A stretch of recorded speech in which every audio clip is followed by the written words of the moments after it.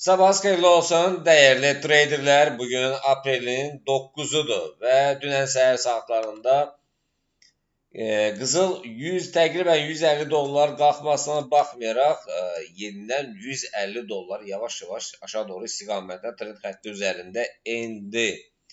Və hal-hazırda da gördüyünüz kimi trend xəttinin altındadır. Yəni dünən biz Telegram siqnal kanalında qızılın səhər saatlarında 4780-lərdən satış əməliyyatlarını nəzərə çatdırmışdıq, amma 4820-lərdən alış əməliyyatları. 4820-lərdən gələn alış əməliyyatları 23 dollarlıq gəlir verdi. Amma 4780-lərdən gələn satış əməliyyatları isə yəni kifayət qədər endi 81 dollar dəyər itirdi, aşağı endi. Biz satış əməliyyatlarında burada 4730-larda take profit təyin eləmişdik. İlkin take profitlərlə yaxın 4760-lar. Amma 4700-lərə qədər endi.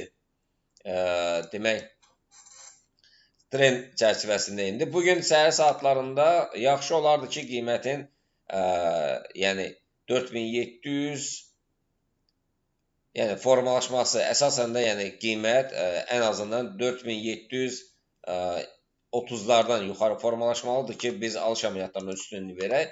Satışları 4690-lardan 93-lərdən hətta yerləşdirməyə dəyər. Yəni hal-hazırdakı vəziyyətdə bizə lazımdır qiymət ilk öncə 4730-lardan yuxarı formalaşsın ki, alış əməliyyatlarına qısa bir zaman ərzində qiymət 4776-lara qədər qalxacaq. Bu ən deyək ki, yaxın hədəfidir.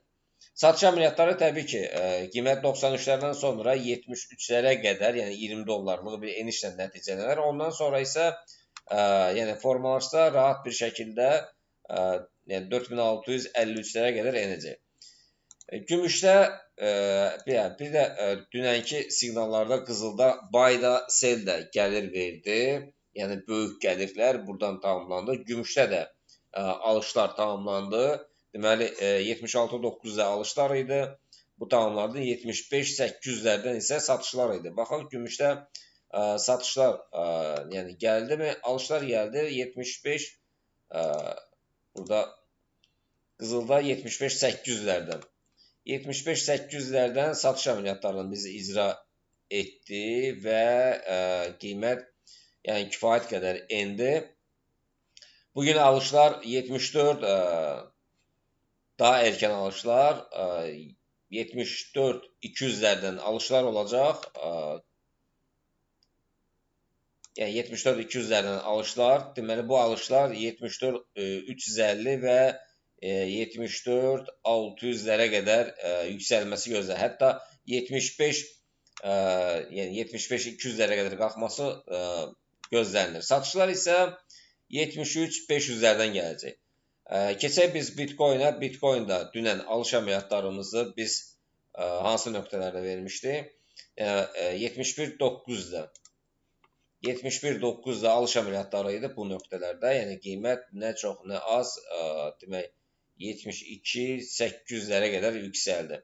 Bugün nələri baş verəcək? Bugün satış əməliyyatları özünüz üçün qeyd edə bilərsiniz. Alış və satış əməliyyatlarını qeyd edin, zəhmət olmasa.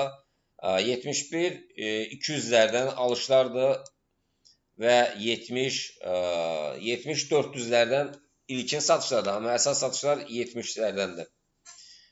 Euro dolları və funt dolları gəldikdə isə euro dolları, funt dollarda da dünən biz demək, Ethereum'da da biz satış əməliyyatlarını icra etmişdik. Ethereum'da da yəni satış əməliyyatları gəldi. Həm alışlar da gəldi, satışlar da gəldi. Satışlara baxaq. Satışlar 2214-dən idi. Satış 2214-dən demək, kifayət qədər endi aşağı. Yəni alışlar da pis gəlir vermədi. Euro dollarda da alışlar dünənki alışlar euro dollarda 1.169-lərdən idi.